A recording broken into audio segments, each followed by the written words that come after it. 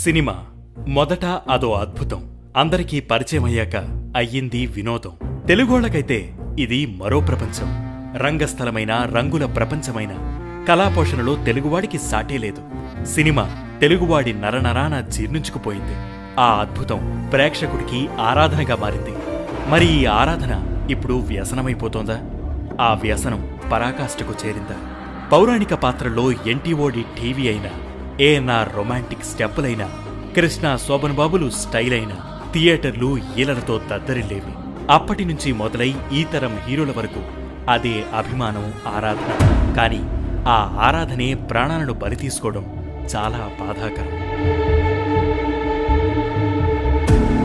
Pushpa 2 cinema రిలీజ్లో మరోసారి అలాంటి దిగ్భ్రాంతి కలిగించే ఘటన చోటు చేసుకోవడం దురదృష్టకరం. అభిమానం ఆ ఇంటి